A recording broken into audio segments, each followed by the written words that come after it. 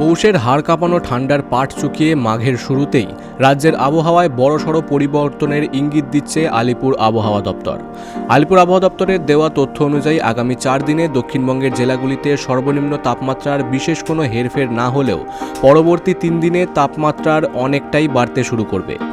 কলকাতা সহ দক্ষিণবঙ্গের প্রায় সব জেলাতেই সর্বনিম্ন তাপমাত্রা গড়ে 2 থেকে 3 ডিগ্রি সেলসিয়াস পর্যন্ত বৃদ্ধি পাবে, যার ফলে শীতের আমেজ অনেকটাই ফিকে হয়ে আসবে। আপাতত রাজ্য জুড়ে ফের জাঁকিয়ে শীত পড়ার মতন কোনো অনুকূল পরিস্থিতি বা পূর্বাভাস দেয়নি আলিপুর আবহাওয়া দপ্তর। তাপমাত্রা বাড়লেও দক্ষিণবঙ্গের জেলাগুলিতে ভোরের দিকে হালকা কুয়াশার দাপট বজায় থাকবে। বিশেষ করে আগামী শনি এবং রবিবার নাগাদ কুয়াশার প্রকোপ আরও বাড়তে পারে বলেই আশঙ্কা করা হচ্ছে। হুগলি, 2 বর্ধমান, বীরভূম, মুর্শিদাবাদ, নদিয়া এবং উত্তর 24 পরগনার মতন জেলাগুলিতে ঘন কুয়াশার কারণে দৃশ্যমানতা কমে যাওয়ার সম্ভাবনা থাকায় আবহাওয়া দপ্তর হলুদ সতর্কতা জারি করেছে। বর্তমানে কলকাতায় সর্বনিম্ন তাপমাত্রা 12 থেকে 14 ডিগ্রি সেলসিয়াসের আশেপাশে থাকলেও সপ্তাহান্ত থেকে তা ঊর্ধ্বমুখী হবে।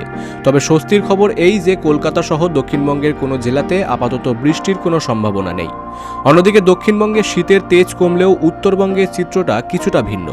সেখানে তাপমাত্রা সামান্য বাড়লেও শীতের ভরপুর আমেজ এখনও অটুট রয়েছে।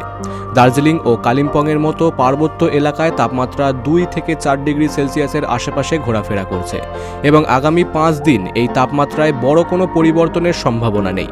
তবে উত্তরবঙ্গের জেলাগুলিতেও কুয়াশার বড় সমস্যা দেখা দিচ্ছে। বিশেষ করে দার্জিলিং এবং উত্তর দিনাজপুরের দৃশ্যমানতা 50 মিটারে নেমে আসতে পারে বলে সতর্কতা জারি করা হয়েছে। জলপাইগুড়ি, কোচবিহার ও মালদার মতন জেলাগুলিতে কুয়াশার দাপট অব্যাহত।